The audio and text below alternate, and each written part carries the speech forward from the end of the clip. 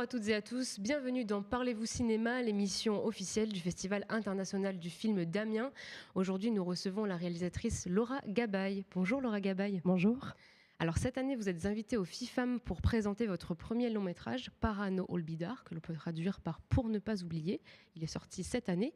Il s'agit d'un échange épistolaire, sonore et vidéo entre votre père, qui a quitté l'Uruguay en pleine dictature, la dictature d'Uruguay qui a eu lieu entre 1973 et 1985, donc entre votre père et sa sœur, qui a également quitté le pays pendant la dictature. Laura Gabaye, comment construit-on un film à partir d'archives ? Donc c'est vrai que c'est un film de montage. Le travail se fait vraiment dans la salle de montage. Et c'est comme un travail de collage, en fait. Pour moi, c'était vraiment un travail de collage entre, en plus, les images qui étaient muettes. C'est des archives de films Super 8, donc muets. Et aussi les archives sonores. Donc ce sont des cassettes audio et des correspondances en fait audio que se sont envoyées mon père, sa sœur, donc ma tante et ses parents, mes grands-parents, pendant une période de 30 ans. Et du coup, voilà, ça a été un travail très long de montage qui a duré 2 ans environ, avec des allers-retours. Et donc, c'est pour ça, pour moi, le travail avec des archives, je dis que c'est un travail de montage-écriture, puisque j'écrivais en même temps que je montais les images et les sons. Comment vous avez travaillé concrètement sur le montage ? Est-ce que vous avez pris tous les rushs, découpé dans les rushs ensuite ? Est-ce que vous aviez un carnet où vous notiez des idées d'assemblage ? Comment ça se passait concrètement ? Alors au tout début, moi je suis partie du son. Pour moi, c'était vraiment l'élément le plus important du film, et en tout cas le fil narrateur. Donc j'ai écouté toutes ces cassettes, il y a à peu près une trentaine, 36 cassettes exactement, que j'ai retranscrites mot par mot, en soulignant ce que je trouvais intéressant pour le film, en tout cas pour la narration du film. Dans ces cassettes, il n'y avait pas seulement des lettres audio qui étaient envoyées, mais il y avait aussi beaucoup de musique. Et pour moi, la musique, c'était un élément très très important, puisque ça, et surtout la musique qui était dans ces cassettes, qui étaient des tangos, des milongas, que mon père a enregistré pendant plusieurs années, et qu'ensuite, quand il allait en Uruguay, et quand il revenait, il écoutait sans cesse. Et c'est pour ça que la bande originale, ce sont des tangos essentiellement. Et donc à partir de là, quand j'ai eu la transcription des audios et que j'ai choisi vraiment les éléments audio que je voulais garder, là je suis allée aux archives vidéo et j'ai essayé de combiner les images qui pouvaient dialoguer avec les sons. Et donc il y a un vrai dialogue image-son, et puis derrière tout le récit familial. Justement, ce que je me demandais, c'est que c'est un film très intime que vous avez réalisé juste après la mort de votre père. Qu'est-ce qui vous a donné envie de retravailler le récit familial, voire de fabriquer un nouveau récit familial ? Ça s'est fait en fait en montant le film. C'est vrai que le point de départ du film et la nécessité, c'était vraiment la mort de mon père et le besoin de ne pas l'oublier. Surtout, j'avais peur d'oublier son image, d'oublier sa voix. Et c'est pour ça, pour moi, ces archives étaient extrêmement importantes. Et c'est pendant le tournage que des souvenirs ont émergé.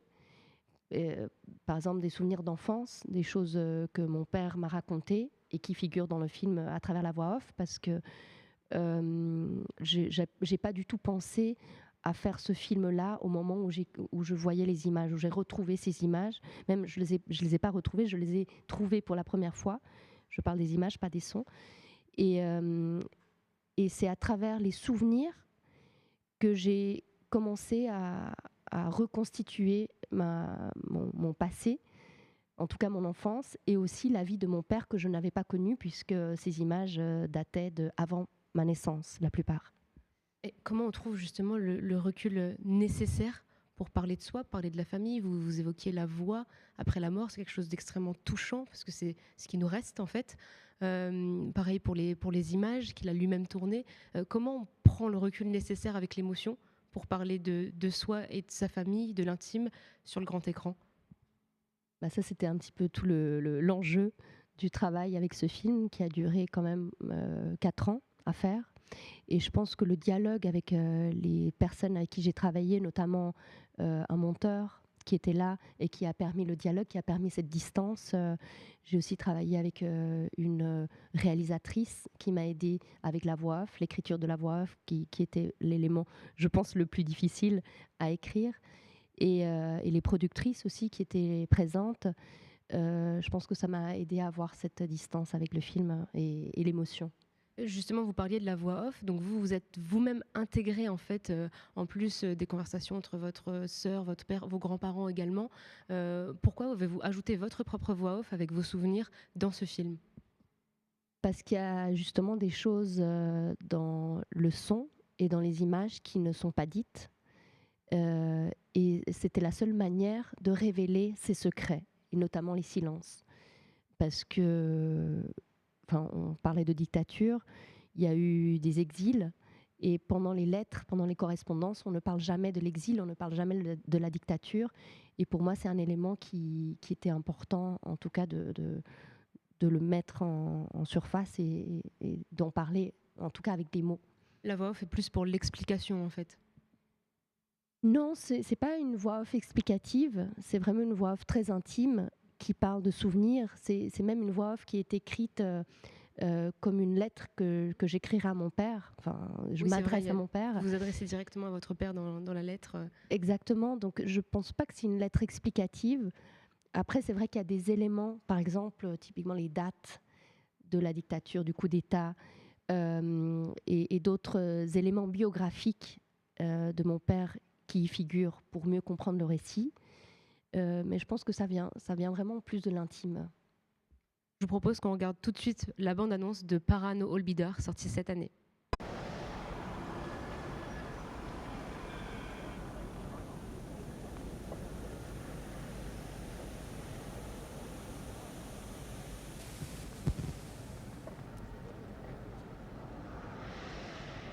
Ahí estás tú, recién llegado a Europa. A los 21 años, tuviste que irte de tu país, el Uruguay.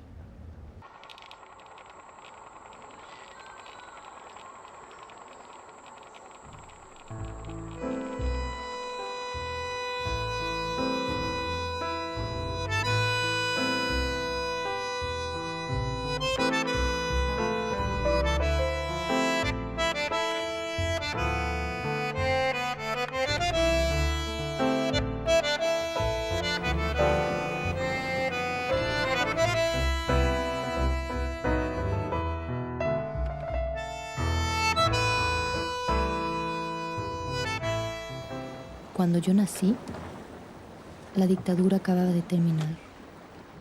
Tu padre, mi abuelo, acababa de morir.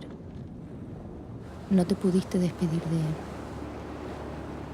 Solo hoy puedo comprender lo que eso pudo haber significado para ti.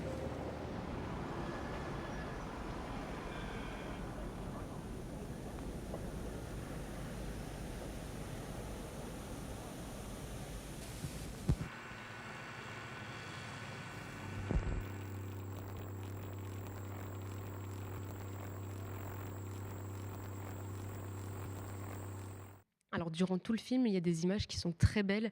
On se croirait presque en vacances, je trouve. Il y a la mer bleue qui brille, il y a des paysages ensoleillés. Pourtant, on est en pleine dictature. Donc, la dictature d'Uruguay, je rappelle, qui a duré de 1973 à 1985. Pourquoi ce contraste ? Alors, c'est parce que justement, c'est les archives que j'ai trouvées. En général, les archives et les home movies, comme on dirait, ce sont des images qui sont tournées pendant les vacances. Ce sont des images de bonheur, de légèreté. Et il n'y avait pas d'autres images. Évidemment, la volonté de mon père, c'était, et ça a toujours été, de vivre dans une insouciance, dans une liberté. Je pense que le mot liberté est très important, en contraste avec justement la dictature. Et ce n'est pas une volonté d'avoir gardé ces images, c'est tout simplement parce qu'il n'y avait pas d'autres images. Et c'est pour ça que la voix off est venue un peu rompre cette légèreté qu'on voit dans les images. On me parlait en off de votre père et vous me disiez qu'il avait quitté l'Uruguay juste un petit peu avant la dictature, un petit peu avant 1973. Est-ce que vous pouvez me raconter un peu son histoire dans la dictature ? Quand est-ce qu'il est parti ? Est-ce qu'il est revenu ? Est-ce qu'il a revu sa sœur, ses parents ? Alors c'est vrai que le coup d'État a eu lieu en 1973, mais avant, donc les années qui ont précédé, on sentait venir, hein, c'est pas quelque chose qui est venu tout à coup, on sentait, et notamment dans les pays voisins aussi, il y avait le régime qui était de plus en plus, enfin qui durcissait de plus en plus les lois. Et, et du coup, je pense que les personnes sentaient, alors après, moi je ne peux pas vraiment parler pour une personne qui habitait là-bas, mais en tout cas en parlant avec des gens, je sais qu'il y avait, on ressentait ça, on ressentait qu'on ne pouvait plus être libre. Il y avait déjà de la censure, il y avait déjà des personnes qui disparaissaient avant le coup d'État. Et c'est pour ça que lui est parti avant. Et il n'est pas revenu au pays, il n'est pas rentré au pays pendant toutes les années de la dictature, c'est-à-dire pendant 12 ans, il n'est pas rentré en Uruguay. Et il est rentré au moment où la dictature s'est arrêtée. Et votre tante aussi est partie d'Uruguay et pareil, elle est restée à l'écart du pays ou comment ça s'est passé pour elle? Oui, ma tante aussi, elle est partie. Par contre, les parents, donc mes grands-parents, sont restés en Uruguay. Et c'est pour ça qu'il y a eu cet échange qui a duré aussi longtemps avec ces cassettes audio, parce qu'eux ne sont pas partis du pays. Est-ce que votre père vous avait déjà parlé de cet échange et est-ce que vous avez déjà parlé de l'existence de ces lettres, de ces vidéos, de tous ces enregistrements sonores et est-ce qu'il vous avait également parlé de la dictature déjà? Alors moi, je savais que ces lettres existaient, en tout cas ces lettres audio, sonores, parce que je les avais écoutées. De fait, quand j'étais petite, je me souviens qu'on recevait dans des enveloppes les cassettes envoyées par ma tante. Ce sont des cassettes qui durent 90 minutes et on les écoutait dans la maison, enfin dans la table de la cuisine ensemble en famille. C'était un événement vraiment quand ces lettres audio arrivaient. Donc oui, je connaissais leur existence, mais après, voilà, elles ont été gardées dans un tiroir et je les ai plus rouvertes, je les ai plus écoutées pendant très longtemps. Par contre, je n'avais jamais vu les films en Super 8 tournés par mon père. Et donc pour moi, ça a été, au moment de sa mort, une découverte incroyable, comme si on découvre un bijou, déjà parce qu'il était plus là, et du coup c'était une manière de connecter avec lui. Et par contre, il m'en avait parlé, oui, c'est vrai, je savais qu'elles existaient, mais je les avais jamais vues. Et pour revenir à la dictature, on n'a jamais parlé de ça à la maison. Je dirais pas que c'est un thème tabou, mais en tout cas, je pense que ça a à voir avec la volonté de mon père de vouloir vivre en légèreté, de vouloir aussi m'offrir une enfance, une belle enfance, enfance, adolescence, tout ça sans penser aux dangers qu'on pourrait avoir comme famille. Justement, plusieurs fois dans le film, on entend le mot silence et les questions de silence. Même la voix off parle du silence de l'Amérique latine. Qu'est-ce qu'il signifie, ce silence? Ce silence signifie une douleur. En fait, ce silence vient d'une douleur et génère une autre douleur, qui est justement un manque, quelque chose qui devient de plus en plus tabou, puisque si on ne parle pas de ça, on ne guérit pas, en fait. Et c'était aussi un peu la volonté de ce film, de vouloir guérir à travers la parole, ou en tout cas de commencer à amener un dialogue dans ma famille avec les personnes qui sont restées. Votre famille a vu le film? Oui, donc ma mère, ça a été la première spectatrice. Et de fait, le film est pour ma mère. Il est dédié à ma mère à la fin, parce que c'est elle qui est restée. Et je pense que ça a aussi permis d'ouvrir un dialogue entre elle et moi. Para no olvidar, donc c'est le titre du film, pardon, pour ne pas oublier. Ça ressemble beaucoup au titre No olvidar, ne pas oublier, de Ignacio Agüero. On l'a reçu au Festival du film cette année également pour ce film, No olvidar. On l'a reçu sur ce plateau aussi. Est-ce que Ignacio Agüero fait partie de vos influences? Avez-vous déjà vu son œuvre? Alors oui, il fait partie de mes influences. Par contre, je n'avais jamais vu son film No olvidar, que j'ai vu justement hier soir. Et je ne savais même pas qu'il existait. Et c'était incroyable quand j'ai vu le titre. En plus, c'était son premier film, hein, apparemment.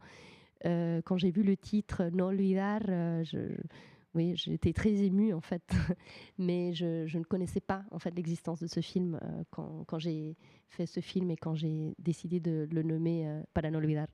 Comme on parle de mémoire et d'oubli, est-ce que vous pensez que le cinéma participe à la construction de la mémoire? Oui, je suis persuadée parce que ça permet déjà, typiquement avec ce film, beaucoup de gens sont venus vers moi et m'ont dit, bah, je savais même pas qu'il y a eu une dictature en Uruguay. Enfin, voilà, déjà ça permet d'apprendre des choses et de parler. Je pense il faut pas arrêter de parler. Même si on fait des films sur ce sujet-là, je pense que c'est nécessaire. Il faut vraiment le faire. Tout à l'heure, vous me disiez que vous aviez mis à peu près 2 ans à faire le montage et je me demandais, est-ce que c'est difficile de remuer le passé comme ça, de travailler sur le passé d'une histoire générale, celle de la dictature en Uruguay et plus largement en Amérique latine, mais aussi un passé intime, personnel, le vôtre. Est-ce que c'est difficile et est-ce que vous avez eu envie d'arrêter parfois de travailler sur le passé? Alors oui, comme je disais, le point de départ, c'était vraiment le décès de mon père. Et bien sûr que ça a été très difficile parce que ça fait partie du deuil par lequel je devais passer. Euh, et au départ, je ne pensais pas du tout parler de dictature dans le film, puisque, comme je disais tout à l'heure, c'était un sujet qui n'avait pas du tout été évoqué dans ma famille. Et c'est venu petit à petit, à travers des souvenirs justement d'enfance et des questionnements que je me suis posés pendant que j'ai fait le film. Donc évidemment que c'est très difficile, surtout quand le deuil est si récent, parce que c'est vrai que mon père venait de mourir à ce moment-là. Euh, je pense que voilà, c'est nécessaire, comme je disais tout à l'heure, de faire ce genre de film pour nous, en tout cas pour moi intimement, mais aussi pour le reste des personnes. On parlait aussi tout à l'heure des images en Super 8, donc ces images que vous n'aviez jamais vues. Je trouve que les images Super 8, elles sont très belles, elles ont un grain très authentique. Elles font penser aussi à des photographies, et peut-être le côté fragmentaire de la photographie est aussi lié à la mémoire, à ce qu'on oublie, à ce qu'on garde, la mémoire sélective. Est-ce que la photographie, c'est quelque chose qui vous inspire? Oui, ça m'inspire, puisque je fais du cinéma, c'est clair que l'image, c'est un élément indispensable. Euh, Après, c'est vrai que moi, je viens plus, en tout cas, de l'image en mouvement. Euh, et surtout, je trouve, j'ai une connexion avec le monde analogique, même si on est maintenant dans une autre ère. Mais quand j'ai commencé à faire ce film et quand j'ai découvert les archives Super 8, je venais aussi d'apprendre à développer la pellicule Super 8 et à donner des ateliers de Super 8 au sein de collectifs.